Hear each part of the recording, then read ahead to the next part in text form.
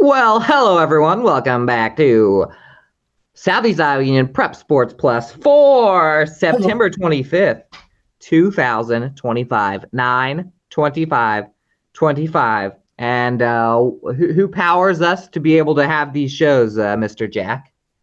I believe that would be Fairway. Fairway Food Stores, our number one title sponsor.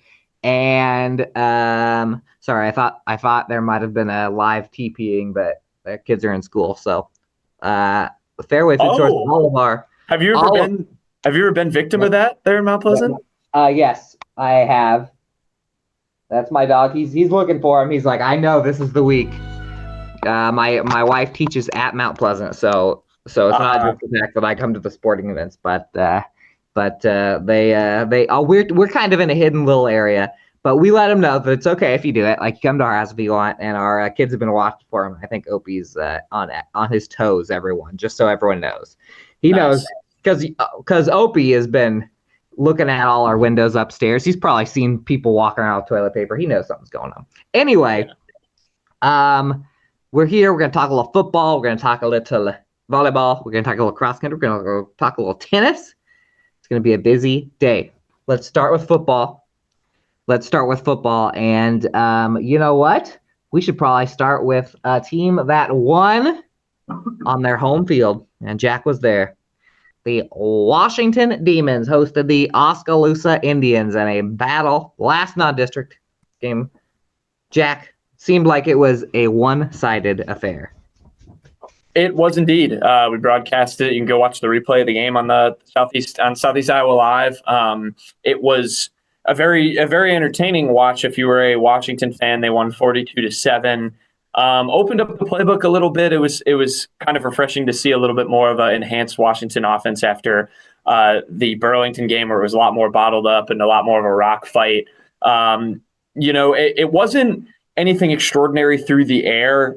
They attempted, between Cale Williams and Nick Stone, who came in for him, they attempted just 11 passes, but really good day on the ground. Cale Williams had 4 touchdowns, 175 rushing yards. He had a 63-yard touchdown, was his long, and just had a really good game again on the ground. It was senior day for Washington too, so they honored 9 seniors, including Cale Williams.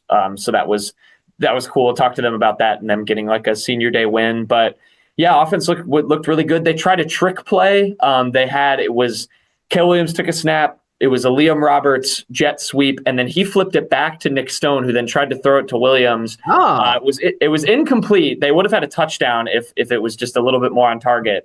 But we did talk to Kelly Williams, the coach, after the game, and he did say they probably have one trick play for every game this year. So I smart. expect some more trickeration from Washington, but I think this was a really confidence building win. They're 2-2. They're undefeated at home. I think they're heading into district play with some good momentum after they lost to 2 ranked teams. And this is a good segue to you, Andy, because of course they play Mount Pleasant, or as Kelly Williams calls it, the team down South. for their homecoming game. So that's going to be a really exciting one. Mount Pleasant lost to Central DeWitt, but overall takeaway, I really liked what I saw from Washington's offense, especially the running game. I feel like they've really won the line of scrimmage the last 2 games, and it showed. So that's probably going to be the mindset going to that Mount Pleasant game, Andy, which I know you're going to be at and talk about as well. It is. I'll tell you what. We always get everyone. Everyone knows has been following us. We get hyped for the Mount Pleasant Washington, the Fairfield Washington, the Fairfield Mount Pleasant football games, especially lately when they've been pretty tight. Last year, all 3 of them were very tight. This is a very spicy setup right here. I'm going to talk about Mount Pleasant's game this Friday, and then I'll go more into that. But Mount Pleasant played Central DeWitt, battle of the 3-0 teams. Central DeWitt came in having absolutely smoked their first 3 teams on the BC Moore rankings, the computer rankings. They were number 2 in 3A. They weren't ranked in the real polls, but they were in the computer poll. And at times, especially at the beginning, Mount Pleasant did look pretty good, but throughout the 4 quarters, too many mistakes for the Panthers. They ended up losing 49-27. Mount Pleasant scored first. Mount Pleasant squibbed the opening kickoff, recovered it, got down, and threw an interception inside the 10. And they're moving the ball really well to where, people were kind of looking at each other like, oh man, they're having more success against the Central DeWitt defense than I even would have thought. They threw an interception, then got to stop up the ball right back, scored. So through the first 6-7 minutes, you kind of thought, Mount Pleasant looks like the stronger team between the tackles. Oh, here we go. Hey, we're talking football over here. Hey. We're talking football. Anyway, he's freaking out. But after that, it kind of, Mount Pleasant, and I talked to Coach Bolin and even a couple parents. They said the first 3 games, Mount Pleasant has not made a lot of stupid mistakes. And immediately after taking 7-0, so Central DeWitt ties it. Fumble, botched punt. I talked about the interception. They had they had 2 long touchdowns called back because of holding. They had a kick return that went all the way, looked like it was going to be a touchdown, got stopped inside the 20, and then couldn't move the ball and missed a field goal. And so it was kind of a little bit of football follies for Mount Pleasant in this one. And combined with that, Central DeWitt's passing game was awesome. There were so many times when it was, 3rd and 3, 3rd and 2, and Central DeWitt would hit a pass in the corner of the end zone, or somebody would drag a foot catching the ball out of bounds. So I was impressed by Central DeWitt. I think even though it was a 22-point loss, I thought, Mount Pleasant, if you take away half of their little, mistakes, it could have been a much closer game. So learning experience for the Panthers in this one. I believe stats-wise, we still ended up with Ramsey Davis had 122 yards and a couple of touchdowns. They had 1 passing touchdown from Grayson Walker to Brody Clark. Griffin Jones is the one who had that first touchdown. He also had the kick return that almost went for a touchdown. So they had shades of goodness, but overall Central DeWitt way sharper, and that sets up the Panthers and the Demons on Mount Pleasant's homecoming, and it is going to be a full house, I'm sure, at Maple Leaf Athletic Complex. And reminder, as if, and I know Mount Pleasant people don't like hearing the stat, Washington has beaten Mount Pleasant every single time since 2008. The biggest holdover for a Union area rival versus another Union area rival. And we talked about it last week, how I think that Mount Pleasant, Washington, Fairfield, and Keokuk are all real close, and that might be the battle for the second playoff spot. So I think this has some early playoff implications.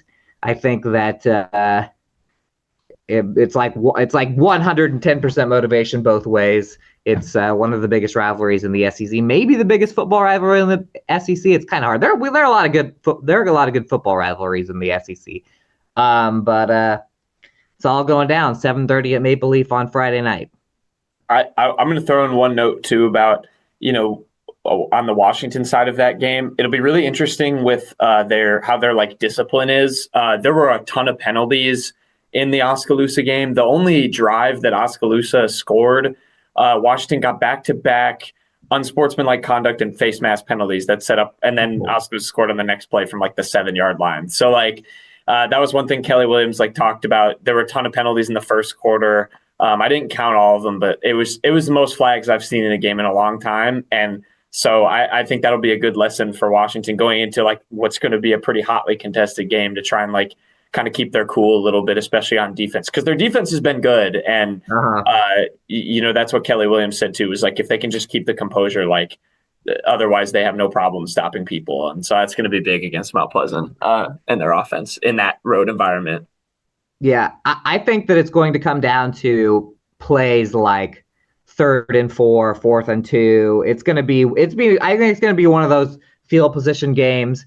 And Mount Pleasant, Washington, you just never know. There was, I'm not sure how much you've read up on the history of this rivalry, but even in the last 5 or 6 years, there's games that it's a rock fight. Nobody can move the ball to save their life. There's a 60 Yep, 60-something to 50-something game over at Case Field like 4 or 5 years ago.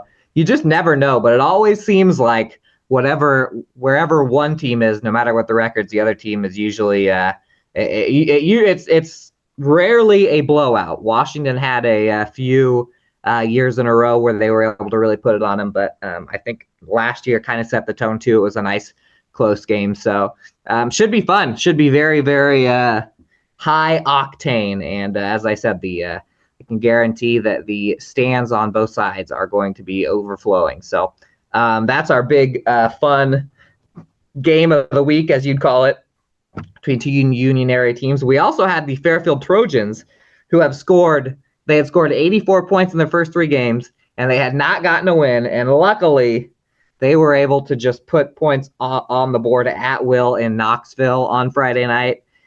They went up there and from the get-go just started completely stomping them. 55-16 was the final score. It was a 40-point game like midway through the third quarter. I think that I don't remember if it was on our show or I was talking to Around Guy Radio where I said that Fairfield had the potential to run for over 400 yards. They did, 408 yards. That was that on our show? We're talking about the potential. I don't remember. I was just looking at because I've got the Fairfield Solon preview in front of me. Yeah. 408 yards, 5 touchdowns. 5 touchdowns on the ground. And Bisgard went for 144 and 2 scores. Xandrick Allison went for 171 and 2 scores. I watched back while I was doing the story, kind of watched back some of the game highlights and stuff like that. And it was, there were just holes everywhere. And then on defense, Fairfield's one struggle this year has just been kind of stopping teams from marching down the field. And not only did they play well defensively, as far as stopping Knoxville's offense, but 97-yard pick 6 from Voss Richardson, another interception. I don't think I had realized this until I saw that Fairfield had not had a takeaway all year until this game. And shout out to Lee Muntz, who does the broadcast for Fairfield, and who had a nice catch at the volleyball game last night, caught a stray volleyball flying at him. He said after the interception, he's like, there's their first takeaway of the year. And I was like, what? And I looked back. But Brady Weigel also had a interception. And so 2 takeaways after not getting any. So Fairfield looks good. I'll tell you what, they're playing Solon this week. Now we all know that Solon's the big favorite. If there's a bright spot for just hope for Fairfield fans, not only that it's in Fairfield, but Solon just had to battle to beat Benton, and it's not like Benton completely routed Fairfield. That was a game, and then Benton played. So the one team they've each played, so who knows? Anything can happen, right? Yeah, I could very much see that being like, now Solon's got some good players on defense too. They have the 4th leading tackler in 3A. They also have the 4th highest sack leader. They generate, weirdly enough, a ton of takeaways too. They have 6 forced fumbles and 5 picks. So and that's all really good teams. Yeah, ball control is going to have to be big for Fairfield. But if they can keep control of the ball and score on every possession, like they can try and get Solon into a shootout, it'd be interesting. I have one more stat for you too. Voss Richardson, Ethan Biscard, and Xandrick Allison this year have accounted for 1,005 rushing yards and 12 touchdowns. And that is excluding Spencer McCready, who's also been good as a senior. He has 170 yards and 3 TDs as well on the ground. So, if nothing else, it's been a super rough start for Fairfield in terms of their non-con games and their first district game here with Solon, but they should have a really strong end to the year, I think, offensively. I agree. The other thing too, they would have had a takeaway in their game against Centerville. They had a pick in that game that got called back for roughing the passer. Ooh, there you go. Well, and by the way, if anyone hasn't seen Voss Richardson's pick 6, go to our Twitter at Union Sports page. I retweeted it from, I think IA Sports maybe had a video of it. Looked good. What was I going to say? Oh, yeah, I agree. I think that Fairfield can score. I think that they could battle. You never know. they could win. We've had games. Solon is kind of that team that usually gets pushed down in the district here. We've had times. Our teams rarely beat Solon, but we have had some battles with Solon with some of our teams that were a lot closer than we thought. And even if it's just the learning experience this Friday, Fairfield is, as I said, one of those teams that could definitely go to the playoffs. So, our small schools, we had some small school action. Why don't you tell us who are big? We didn't have as many big winners this week as last week, I believe. Correct? No, it was a little bit rougher on the small school side. As Opie interrupts, I'm going to have to pull it up all the way in front of me. Mid Prairie and Sigourney Kyoto were the only two winners. Sigourney Kyoto won their first game of the year, blanked EBF 41-0. Mid Prairie, close one with Wilton, 21-20, but they survived. Wilton's a pretty good team. Brooks Weber, not as good of a performance as we're used to seeing, and that's saying a lot because he's a good player. 14 of 24, he had 3 picks, but Mid Prairie won this game, Andy. We're outgained 327 to 205 on offense and still managed to get the win over Wilton. So an impressive showing for the Golden Hawks. They jumped to number 5 in Class 3A. Northland beat Columbus 54-7. Fremont Mills beat Waco 54-13. Fremont Mills is ranked in the 8-man. So that was Waco's first loss. So a tough one for them because I know they were kind of trying to break into the rankings. They'll play Belle Plaine next, another District 5 opponent in 8-man there. Winfield Mount Union lost to Wayne. Wapello beat New London 20-12, and Danville blanked VBC 42-0, and Regina Catholic won 55-6 over Cardinal. So bit of a bounce back week. It'll have to be this week for some of those small schools. Something about Wilton, because Mid Prairie, it seems like Wilton has some hold over them, because I would have thought Mid Prairie was favored by more than one in the last couple of years. Wilton has kind of had their number. So good job, Mid Prairie, getting that win. And we've got a busy week, by the way. We should mention that there are a couple Thursday games. Winfield Mount Union plays Iowa Valley, very highly ranked Iowa Valley team on Thursday. And we're working the whole on slate if you I can do a rundown. Give me the whole slate. We've already talked about who Fairfield and Mount Pleasant, Washington are playing, but what about the small schools? The whole slate for the small schools: 2A District 6, Mid Prairie's hosting West Liberty. West Liberty's 2-2 this year. Cardinal still looking for their first win. Sigourney Kyoto got it over EBF. Cardinals playing them in District 6. Cardinals 0-4. And then one of the Thursday games, Sigourney Kyoto at 1-3 is at Louisa Muscatine. That game is on Thursday. Now that ties into another game in Class A District 5 between New London and Columbus. That game was moved to Louisa Muscatine due to some field conditions at Columbus. However, New London in the past 24 hours has forfeited that game due to a lack of player availability with some injuries there. So that game will not be happening. But as of now, the Sigourney Kyoto Louisa Muscatine game is still scheduled to be on Thursday at Louisa Muscatine. So Columbus will be in action next week against Danville, New London, forfeiting that game. The other game in Class A District 5, I will be at this one. Pekin hosting Van Buren County. That is Pekin's homecoming game. They're 4-0. And then the 8 players, like we mentioned, Waco's at Belle Plaine, and then Iowa Valley, number 4 in the 8-man, is coming to Winfield Mount Union. That game also on Thursday, like you said, Andy. So there you are. There we are. Can you see me? I can see you. All right, I accidentally clicked something wrong. I can't see you, but I was looking at my email. I remember that I can't click out of the video or it'll freeze up on me. That's all for football. When we come back, we got some big volleyball games last night. I'm going to tell you guys about something that I had never seen before. Teaser. We'll be back.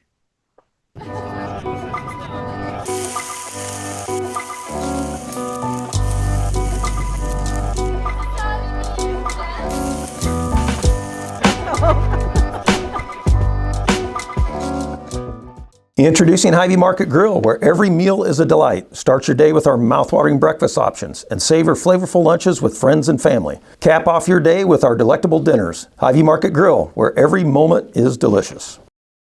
The Connie and Amanda team is dedicated to giving back to our community by actively engaging with our clients, businesses, and the public.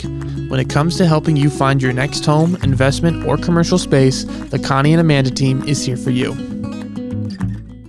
At WCHC, our goal is to take great care of our patients and our staff. We are able to approach you, take care of your issues, but also give you a path, as far as referrals or treating you right then and there. Our role in the community is taking care of something that matters to everyone. It's their family and their health. More than you expect for your health care. Hello. Welcome back. Southeast Iowa Union Prep Sports Plus, powered by Fairway, powered by all the advertisers you see on the screen. Let me tell you, most of those advertisers have been with us since day one, basically. So pay good attention to the businesses you see in Southeast Iowa that advertise this show, support high school sports, just make sure they get their money's worth. We're going to talk a little volleyball. You know what? We're going to let Jack talk about a couple of big games in the Washington area, and then not in the Washington area, but by Washington area teams. And then I am going to tell you guys about something that I've never seen before on the volleyball court that happened last night. Go ahead, Jack. Yeah, so Washington played Burlington last night. We talked about this match before. It was obviously the two teams kind of at the top of the conference, and Burlington's actually tumbled just a little bit, but Washington won that match 3-1. That brings them to 14-8 overall and 4-0 in the SEC. Fairfield's actually 3-1 now behind them. Burlington 2-2, Mount Pleasant 2-2. So that will likely, barring a kind of collapse against Fort Madison and Keokuk, because Washington's already played every other team ahead of those two. And Fort Madison and Keokuk are 1-3 and 0-4. That is going to probably lock Washington into that number one seed in the SEC tournament, which is a big deal. Of course, they're the defending conference champions. They're trying to do that again. So big deal in that match against Burlington. Leighton Messenger, 24 kills. Taylor Mick had 15. Layla Green, 12. They were all in double digits. And the big story as well from this is with Leighton Messenger. She got her 1,000th kill. Obviously a decorated career there for the Washington senior, won SEC Player of the Year last year, and is now over the 1,000 kill mark on the season in total, or in her career. In total this year, she has 193 to lead the Demons. So you'll see a story on the Southeast Iowa Union on that big moment, big accomplishment for her, and obviously trying to lead her to some bright stuff going forward. So yeah, Washington's undefeated in the SEC. And they're kind of cruising here in the late stage. They've won 5 in a row as well. They had a pretty good performance at the West Liberty volleyball tournament. They only dropped 1 to Cedar Rapids Kennedy, beat Danville and West Liberty, and then actually turned around and beat Cedar Rapids Kennedy in the championship game to win that tournament. So they're riding a 5-game win streak. They'll play Fort Madison on, look at the calendar, Tuesday. It's on Tuesday, and that one's at home, so that will be on the Southeast Iowa Video Network. And then they have a couple tournaments, and then they just randomly play Columbus in a little non-con game on October 6th. Oh yeah, they do that. Yeah, just a random little senior. That is senior night, so that will also be streamed live. So that'll be a fun game as well. So yeah, Washington in very good spirits on the volleyball court. Another team that's in good spirits is Mid Prairie. This is where I was last night.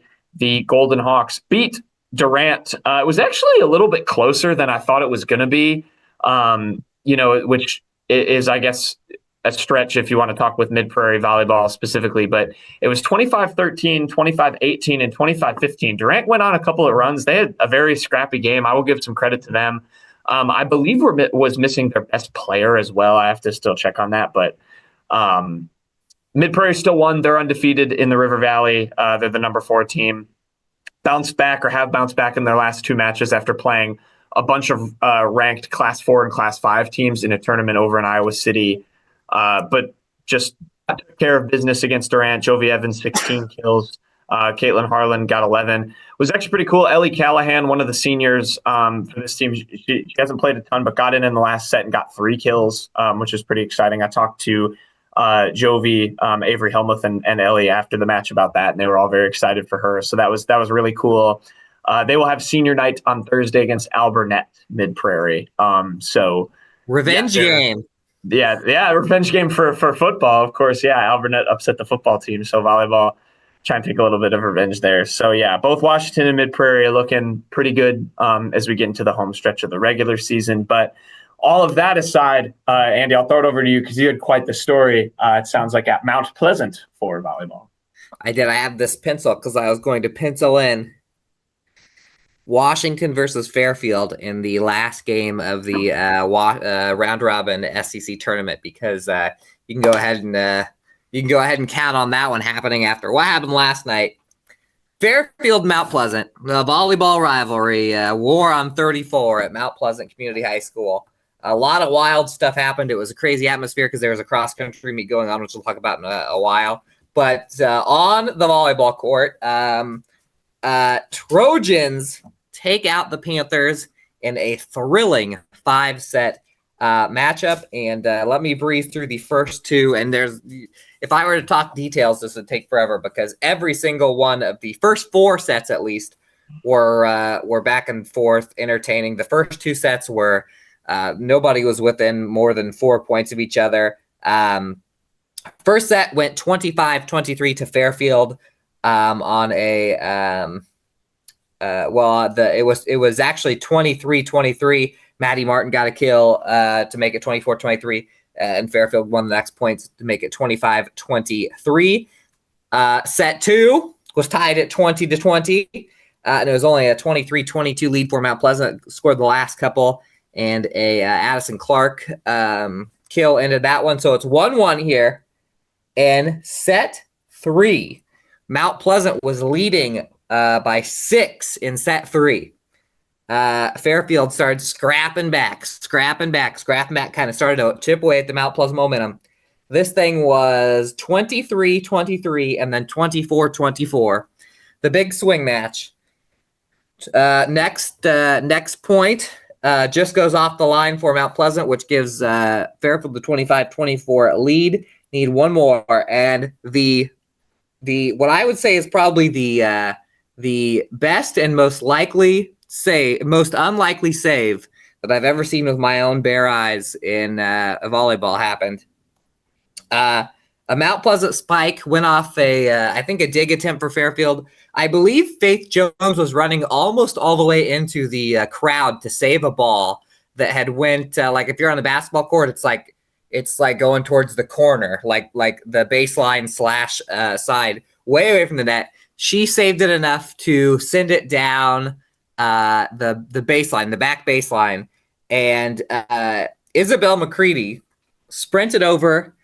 You can see this. The video is a little choppy. You can watch this back on Mount Pleasant Live, and made a leaping backwards save bump from all the way to the baseline. Flew up in the air so high that you thought, oh, this is definitely going to hit something in the ceiling and just bounce down.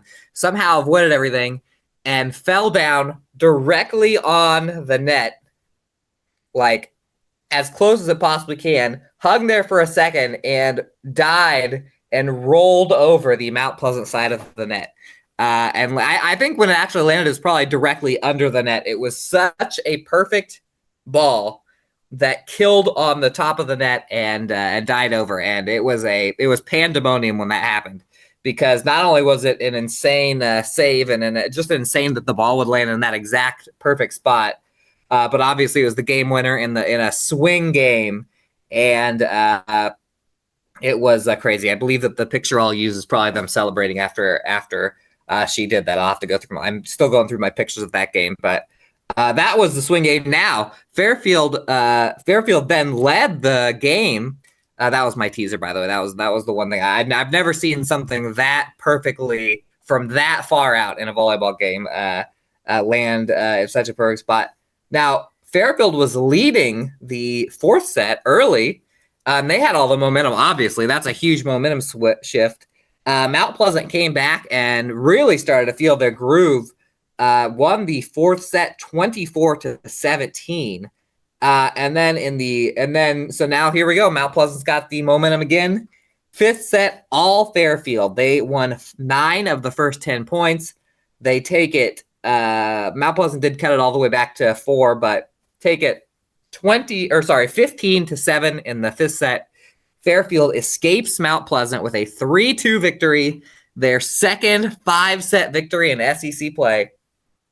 And Fairfield has now played Burlington, Mount Pleasant, and Washington, and is now sitting in second. So barring a collapse on their part against, who does Fairfield have to play? Keokuk? Yeah, I watched them play Fort Madison. They just have to play Keokuk. They should be heavily favored in that. They should be sliding into that second spot in the SEC tournament, which would mean that Fairfield and Washington will be set to play each other at the end, not in the game that is set up to be the championship, if everything goes the way the tournament is supposed to go or whatever. But I can tell you right now, because of Keokuk and Mount Pleasant, it's going to be a little hazier than that. Because of Burlington and Mount Pleasant, it's going to be hazier than that. But so Fairfield clinches at least a share of second, I guess, but they really have clinched the number 2 seed, because anybody they would be tied with, they've won the tiebreaker over. So it's going to be Washington and Fairfield 1 and 2 in the seedings. Go ahead and write that down in pen and throw away all white out in your house. Oh wait, can you hear me? I thought I was muted. SPP was stepping in for a minute. No, I heard it. I heard all that. That was intense. That is intense. It was a crazy environment. It's a great setup for the SEC tournament, which is coming, I guess, 2 weeks from now, because next week's the end of the conference tournament play. Yeah. Wait, because Washington has played. Every team has one match left. Yeah, Washington plays Fort Madison, Mount Pleasant plays Burlington, and Fairfield plays Keokuk. That's the thing, is that if Mount Pleasant would have won that game last night and then beat Burlington, they would have had the tiebreaker and been second in the conference. But instead, it looks like it's going to be the Trojans. So I guess all Mount Pleasant and Burlington really is just to decide who gets third in the regular season. Anyway, it'll all work itself out. And when we come back, we're going to work out some details of cross country and tennis. And my dog is still just staring out the window, waiting for someone to walk up with something that even looks like toilet paper. We'll be back. Attention Hy-Vee shoppers, introducing Hy-Vee Perks, your ticket to exclusive savings and rewards. Access exclusive perks, prices, earn gas discounts, and unlock special deals. All this for free. Join Hy-Vee Perks today and start saving.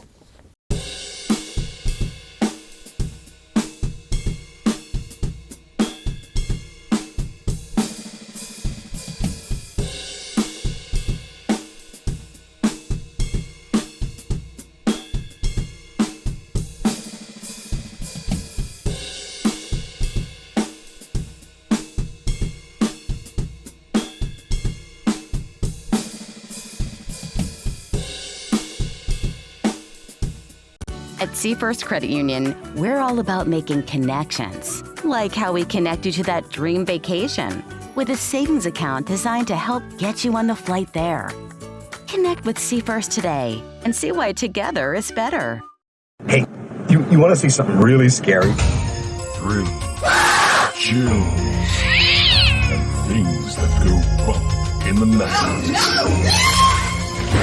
The Russians' House of Terror. Family-friendly Halloween treat. Visit the Midwest Haunted Rail. Unlimited rides on the Ghost Train, trolley, and carousel, blow-ups, and carnival ride, all for one low price. Kids 4 and under free. Scare up some fun at Midwest Haunted Rails, McMillan Park, Mount Pleasant. In the heart of rural Iowa, where community matters most, the connections we make are made to last. Meet KCTC, your hometown internet, phone, and TV provider.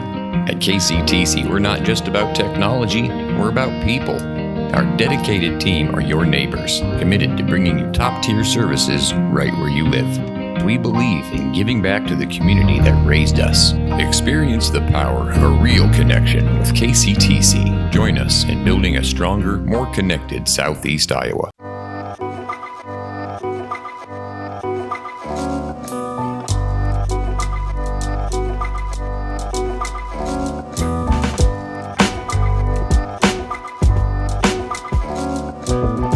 Southeast Iowa Union Prep Sports Plus. We're here with Andy, with Jack, with Peter. I'm going to run down the tennis and cross country situation right now. Jack knows I've been at a lot of tennis. I've been at Fairfield Middle School a lot because Fairfield hosts like everything.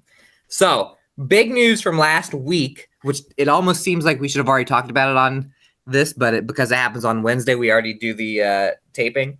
Congratulations to 4 Fairfield tennis players who will be going to the state girls tennis meet in doubles. Soraya Yamaner and Rhea Ross will be making their state debut in Iowa City. They won the SEC doubles championship. Now they won the SEC regional doubles tournament, so they'll even have a higher seed there in the tournament. And also congratulations to Pujita Mukadam and Natalie Steele, who will be making a return trip to the singles tournament. They were just at the singles tournament last spring, getting 1-2 in the regional last year. Same exact thing happened where Mukadam won. She'll get the higher seed. Steele got second. They played for the championship, the regional championship. Mukadam swept through, did not lose a set. Mukadam didn't. And some intrigue there. Steele was a medal winner last year.